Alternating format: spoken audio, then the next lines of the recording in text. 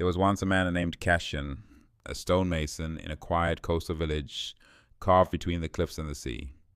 His hands were worn, calloused from decades of chiseling meaning into stone. Yet within him burned a steady flame, a love for life's simple moments, the laughter of his daughter Amara echoing through their cottage, the warmth of his wife Leira's hand in his, and the rhythm of waves crashing beneath a rising sun. Cassian was a man of habit.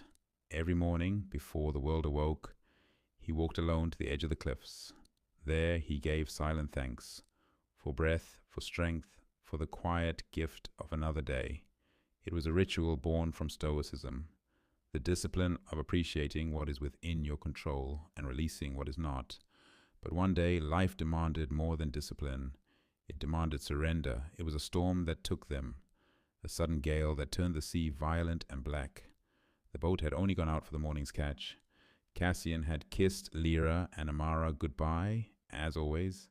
He did not know it would be the last time. When the news came, something in him cracked. Grief did not arrive like a flood. It crept in like cold, first in the fingers, then in the chest, until it became difficult to move, to breathe. Days passed, then weeks. The cottage grew silent. The tools lay untouched. The dawn came without gratitude. He was alone. The villagers tried to console him. "They're in a better place," they said.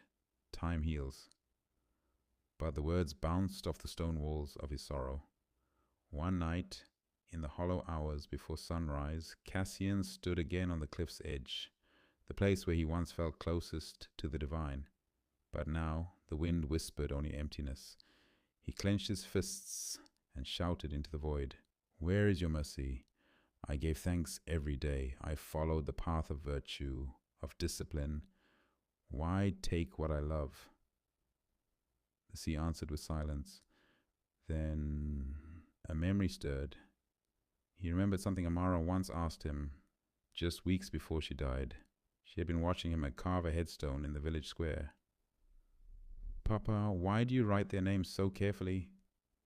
"Because," he told her, "it's the last way we say thank you." Now, standing on the cliff, those words struck him like lightning.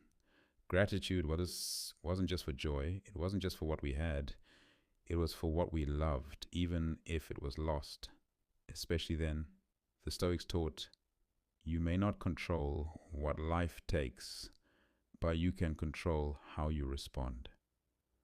Cassian collapsed to his knees, and for the first time since the storm, he spoke softly to the dawn.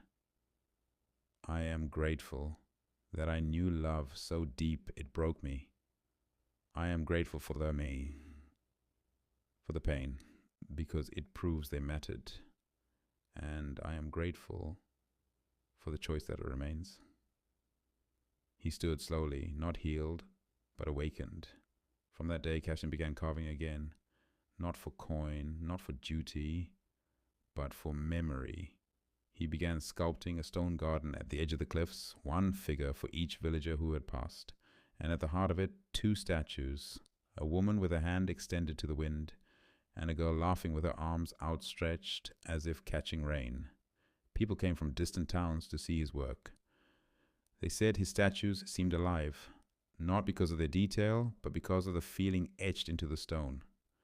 Grief, beauty, acceptance. One traveler asked him once, "How do you sculpt such life into death?" Cassian smiled, weathered and wise. "Because I do not carve with sorrow," he said. "I carve with gratitude. Life will take, it will break your heart and test your soul.